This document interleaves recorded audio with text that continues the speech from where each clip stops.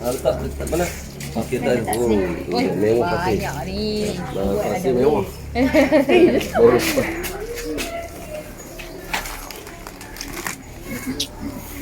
Ramai sini kita tengok dulu tak kita nak belajar nak belajar.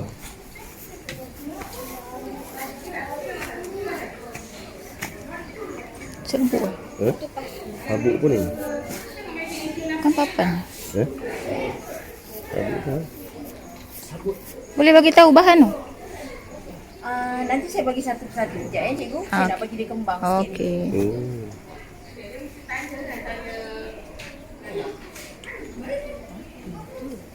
Serunding.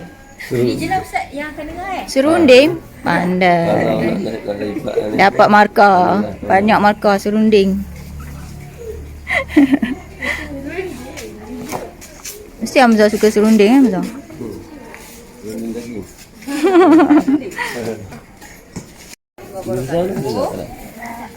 Jauh lah. Jauh. Warahmatullahi wabarakatuh. Menghadang video saya. Selamat pagi, salam Perak Sejahtera dan juga salam Malaysia Madani dan salam Pertanian Bandar.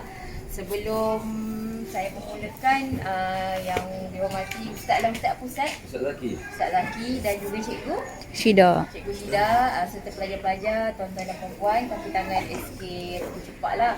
Sebelum saya memulakan, saya perkenalkan dahulu diri saya. Saya Puan Huzaimah binti Muhammad Said, Penolong Program Pertanian daripada Pejabat Pertanian Daerah Perak Tengah lah.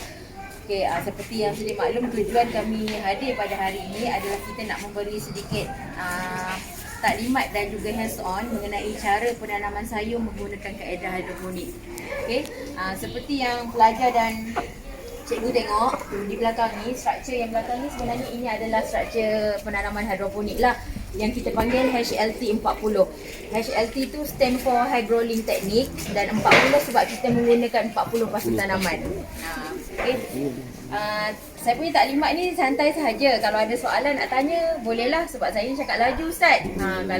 Kalau tak terkejar tu, bolehlah silik-silik. Okey. Sebelum kita memulakan penanaman, okey, saya nak maklumkan dulu sebenarnya tujuan ini program Pertanian Bandar ni yang kita kenali sekarang ni sebagai program pertanian komuniti. Kita bertujuan sebenarnya nak menggalakkan masyarakat kita menanam sayur-sayuran. Okey, dengan keadaan ekonomi kita sekarang ni, harga sayur pun mahal. Dengan adanya kita menanam sayur ni, sekurang-kurangnya dah menjimatkan 30% daripada belanja dapur kita. Dan juga sayur-sayur yang kita tanam ni berkualiti dan selamat dimakan sebab kita tak menggunakan sebarang racun kimia. Okey. Dan biasanya tujuan kita di sekolah ni pula sebenarnya kami nak menyampaikan teknologi-teknologi yang Jabatan Pertanian adalah. Dulu kalau kita nak bercucuk tanam, kita wajib menggunakan tanah. Okey. Sekarang ni dengan adanya teknologi ni, set hidroponik ni sebenarnya tidak menggunakan tanah sebab media utama kita adalah menggunakan sabut kelapa. Okey. Sabut kelapa dan kita boleh usahakan di kawasan yang tidak luas, okey, dan tak perlu kerja-kerja penjagaan yang teruk lah. Okey. So sebelum itu kita perkenal dahulu peralatan-peralatan yang perlu ada untuk kita menanam sayur pada hari ini. Ini adalah media yang kita akan pakai. Ini serbuk sabut kelapa ataupun biasanya kami guna istilah kokopit lah. Serbuk sabut kelapa ni kita kena kembangkan, rendamkan dia dahulu sekurang-kurangnya setengah jam sebelum mula penanaman atau semalaman. Bentuk asal dia macam dalam bongkah di sana tu. Kita buat dalam bentuk bongkah tu sebenarnya untuk mudahkan pemukusan. Kita nak jimat ruang kan. Jadi ini dah hasil dia, serbuk sabut kelapa yang dah telah dikisar. Okey. Bila kita dah rendam serbuk sabut kelapa ni, cikgu perlu campurkan dengan satu pack kompos. Okey. Kompos ni dia terhasil daripada sisa makanan daripada ladang kuda. Bukan sisa najis sisa najis kita tak boleh pakai. Okey, ini adalah sisa makanan, rumput-rumput lebihan yang kuda makan tu dihasilkan kompos sebab air liur kuda ni dia ada satu bakteria yang baik untuk bantu proses perebutan. Okey, jadi kita campurkan satu bongkah kokopit dengan satu pack kompos. Okey, selain daripada tu, tujuan kompos ni adalah untuk kita menggalakkan pertumbuhan akar. Lepas tu memberi pengudaraan kepada kita punya media dan dia juga sebagai penggembur untuk kita punya media ni. Okey, so kita perlu campurkan dengan satu pack. Satu pack bersamaan apa tu? Satu pack kompos bersamaan dengan satu bongkah kokopit. Okey. Itu sukatan asas dia lah. So pembekal memang ada bekalkan 2 bongkah. So hari ini cukup untuk satu bongkah 40 ni. Yang itu boleh simpan untuk kegunaan akan datang lah. Okey. Okey, kompos ni kompos pula. Kokopit ni pula kita boleh pakai untuk 3 pusingan tanaman. Bila dah cukup 3 pusingan tanaman baru ditukar dengan media tanaman yang baru. Sebab dalam tu dah tak ada nutrien, jadi kita kena buang dan gantikan dengan yang baru lah. Kira ganti baja lah tu. Ya. Tak payah masuk tambah baja lain. Baja. Yang ini dia macam organik untuk bantu kita punya media ni, untuk dia punya pengudaraan. Sebab kadang-kadang kalau macam kita, perbezaan dia kalau kita tak letak kompos ni, media kita ni biasanya dia akan menjadi terlalu padat. Okey. Jadinya nanti pelajar-pelajar saya minta gaul ni semua. Rasa gaul sampai rata, lepas tu kita akan masukkan ke dalam kita punya pot tanaman. Ini kita panggil, ini pasu dia lah yang kita sebut pot tanaman. Kalau cikgu tengok, pasu ni ada 2 bahagian. Satu bahagian kecil di bawah dan bahagian besar di atas. Okey. Bahagian kecil ni nanti kita akan rendamkan di dalam lubang di saluran pipe. Oh, dia terendam. Ya, dia terendam. Okey, di sinilah nanti akar pokok akan keluar lah. Cumanya untuk pengisian kokopit ni di bahagian bawah ni ada cara dia. Tengok Untuk di bahagian bawah ni, pelajar perlu masukkan padat-padat. Masukkan dan tekan sehingga padat. Macam tu. Tekan tekan betul-betul. Okey. Kenapa di bahagian ni kita kena isikan padat? Macam saya cakap tadi, dia akan direndamkan di dalam saluran pipe dan di bawah ni nanti akan ada aliran air baja yang sangat deras. Okey. Kalau kita tak masukkan padat, kokopit ni nanti akan hanyut dengan air. So di bawah ni berongga dan kosong dan air baja tak dapat diserap naik ke atas dan menyebabkan pertumbuhan pokok kita terbantut kerana pokok tak dapat makanan. Clear Okey. Bila dah letak macam ni, di bahagian atas ni sekadar memadai kita masukkan sahaja kokopit ni, tabur je, tak perlu tekan.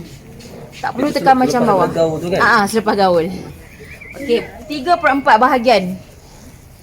Tak perlu penuh sampai ke atas. Sebab sayur daun ni akar dia tak banyak dan akar dia tak banyak lah. Jadi kita tak nak membazir kita punya media, cukup memadai 3/4 macam ni sahaja. Okey? Okey. Faham tak pelajar? Okey. So, cikgu pula. Boleh tak kot?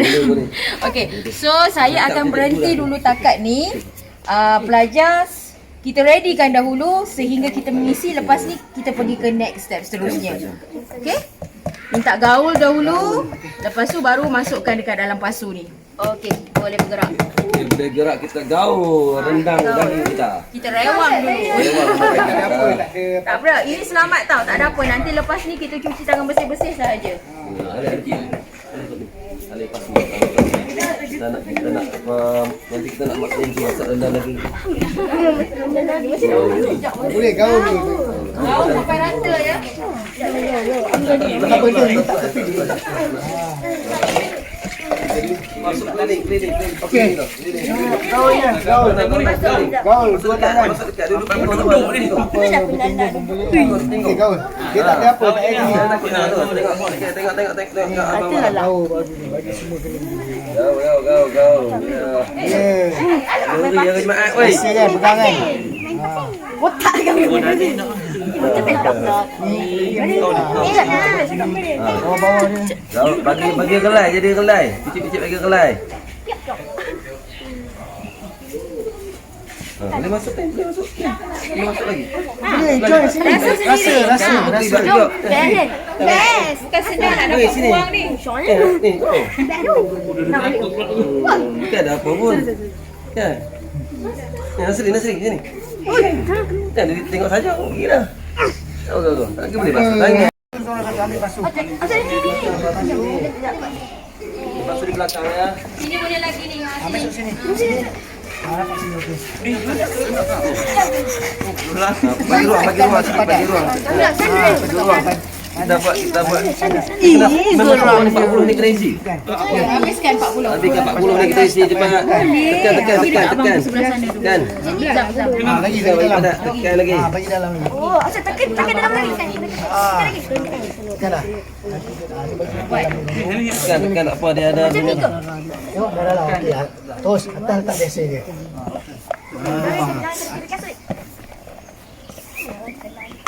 Tak payah tekan. Untuk ringgit ke? Bawah saja tekan. Yang ni tabur-taburnya ni. Silalah. Lepas tu boleh angkat. Letak dekat ni. Kacau sikit. Jangan dia tak penuh kan? Penuh ke tak? Cukup Ustaz, okey. Ni, dia sekarang ni.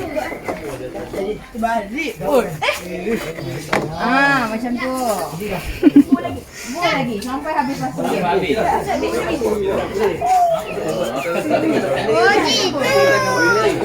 Tak pelan-pelan, tak pelan-pelan.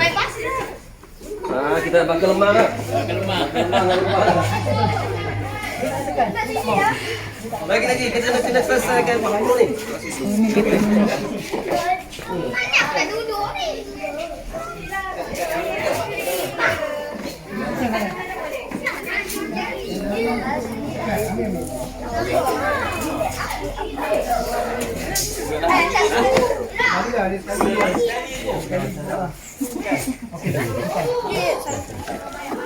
Bagi tengah saja. Lagi. Lagi.